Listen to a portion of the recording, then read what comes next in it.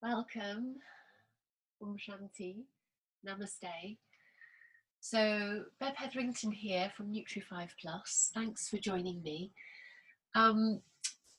This morning's One Posture Wednesday, I would like to offer Sukhasana, which translates to easy pose or posture. So, comfortable seat, pleasurable seat, and the idea behind this posture is to have lift and lightness in the spine to offer the opportunity to sit and focus or concentrate the mind to prepare for meditation. So you can see I am sitting on a blanket. I like to sit on a blanket because it gives us a little bit more cushioning, and it's slightly in front of my mat so that it's giving some support to my ankles. And then I'm going to just move to the side so you can see. So if I'm sitting without anything underneath me, you can see my knees are higher than my hips. And in Sukhasana, what we're inviting is the knees to be in line with the hips or lower. So in order to do that, you can see I've got lots of props here. You might like to sit on a couple of books. So I think when I started, I was on about 4. So what I'm going to do is I'm going to put one block, because I know that for me that's enough. And for you, it might be a couple of books. I'm going to put one block just up to my blanket.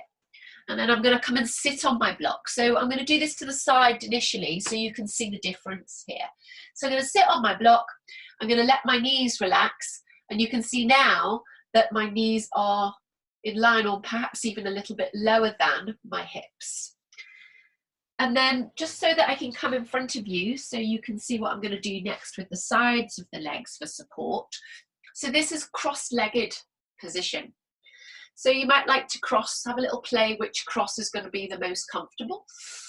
So, and then what, I'm going to invite is to shuffle towards the very edge of the block. So actually you can see what I've done is I've kind of come off the edge and there's a little tilt, so it's lifted.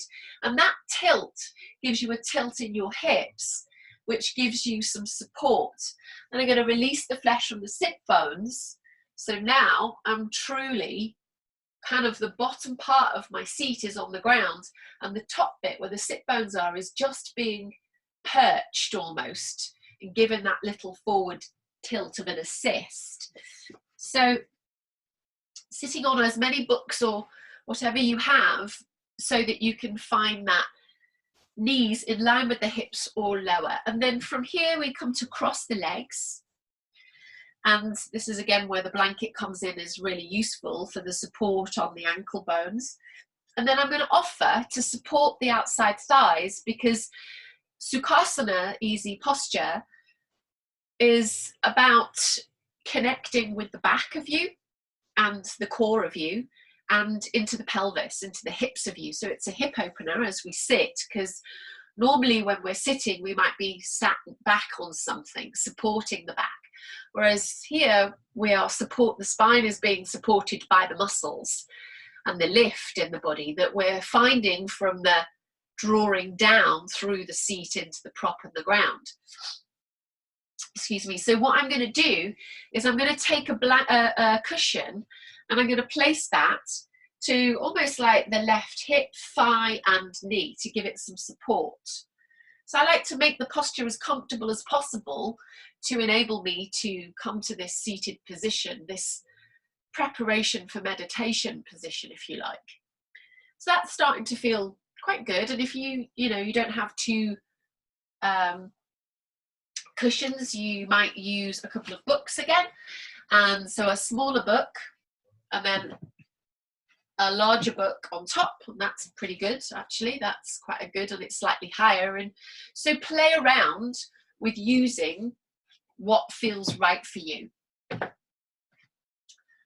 So when you're ready, you might be wondering what we're going to do with our hands next. So they can be in your lap.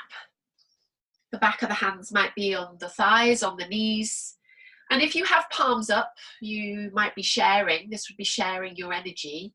You have it in abundance, perhaps. And if you had palms down, you would be conserving your energy. You might be sharing down to the ground. You might want to be more insular and more grounded today. So this would be more yang, more dynamic, more sharing of energy. And this would be more grounding, more lunar, if you like, towards the earth. So find where that is for you.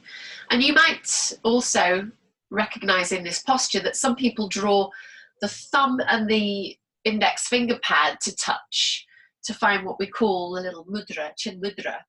So what we're actually saying when we do this is the thumb pad comes to the top of the index finger pad. And the thumb is the universe and the index finger is yourself. So what we're saying in effect is that we bow to the universe, and it's about universal consciousness. So our individual consciousness bows to the universal consciousness.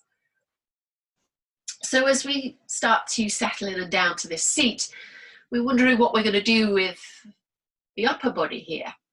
So you might find to engage with the upper body, you might draw the palms to connect, and the thumb knuckles might find the breastbone, and with that you might press in a little through the palms, the knuckles of the fingers and thumbs and the pads, and that might invite broadening through your collarbones. And what we're perhaps drawing awareness towards is the triangular scapular shape of the shoulder blade starts to draw in towards the midline spine of the back body and down towards your seat, your tailbone. And we might start to gently nudge the chin towards the chest, so we're connecting the mind with the body. And you might feel comfortable to take the gaze down to the fingers or the tip of your nose. And interestingly here, the tip of the nose is the sensory organ that is connected with our seat, and there's a wheel of energy at the seat, at the tailbone, at the coccyx, and it travels up the 3 vertebrae and connects with the whole of the pelvis, and it's called Muladhara chakra. So we're connecting, if we're drawing gaze to the tip of the nose there, with that sensory organ, that sense of smell, with our seat, with that wheel of energy there, Muladhara chakra. Or you might like, if it feels a comfortable thing to do, to soften the gaze further or close your eyes. When you feel that you are lifting perhaps the breastbone to the thumb knuckles and drawing the thumb knuckles into the breastbone, and there's that wonderful lift, broadening through the collarbones and buoyancy in the upper chest, you might feel ready that you can connect with that without the palms. You might prefer to keep the palms there and maybe take the hands back to the thighs or in your lap, or perhaps even returning to the thumb pad, to the top of the index finger pad, connecting with that universal consciousness over your individual consciousness. So this then gives a line of energy, if you like, from your seat out of the top of your head for that lifted, lighter feeling. So we're inviting grounding in through our sit bones and our seat. And notice if part of you is holding in the hips perhaps, and the knees. See if you can let go of the holding to the soft props. And maybe as you do, you notice a letting go in the shoulders. But we're not collapsing in the body.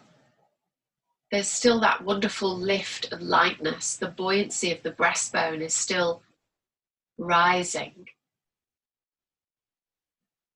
as that settling into our seat is still grounding. You might nudge the chin to the chest just a little, but there's still that wonderful lift, that line of energy from your seat, your tailbone, Muladhara chakra, all the way up the spine, where the other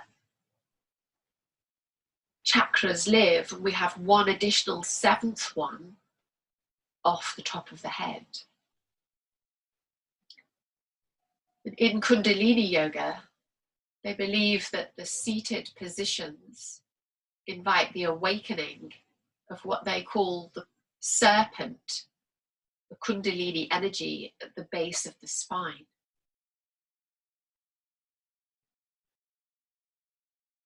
And you might seal the mouth and acknowledge the natural rhythm of the breath as you, perhaps on the inhale, draw it in through the nose and travel it down the throat and into the upper chest and down into your belly and broad and wide as you perhaps acknowledge a pause before you exhale the breath, the stale air out of the nostrils, and acknowledge another pause.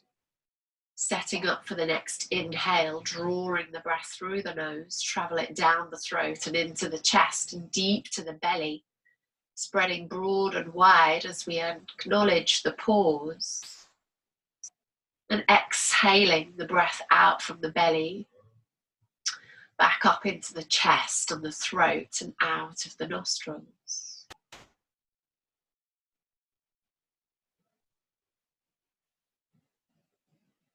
Keep acknowledging where there's a response, perhaps a tightness in the hips and shoulders. Let it go and acknowledge this work of the back body, the core of you, and your hips. And it's challenging.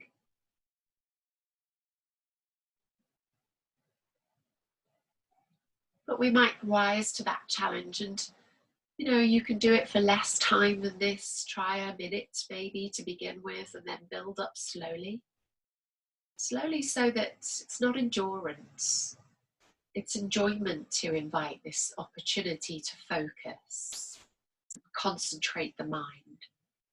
And when we bring in that awareness of our breath, the breath is the bridge between the body and the mind. And that's yoga. Huge, to yoke, to unite body and mind with the bridge of the breath.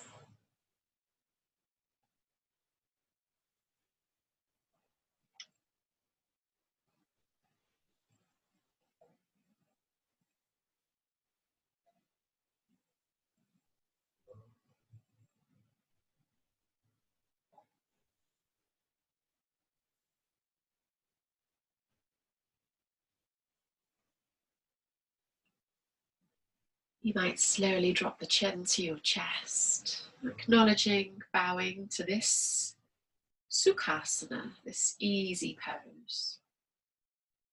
You might bring the palms to press once again at the heart, thumb knuckles connect with the breastbone. And you might slowly start to open the eyes if they were closed, seeing the backs of your lashes and then the fingers and toes. And maybe letting some more light in as you raise the gaze. Om Shanti. Namaste. Thank you for joining me. I'll be putting this up on my YouTube channel today, so you can access it at any point. And I'll be offering another One Posture Wednesday next week at 10:30. If you'd like to join me, let me know. Just drop me a line and I can send you the Zoom link.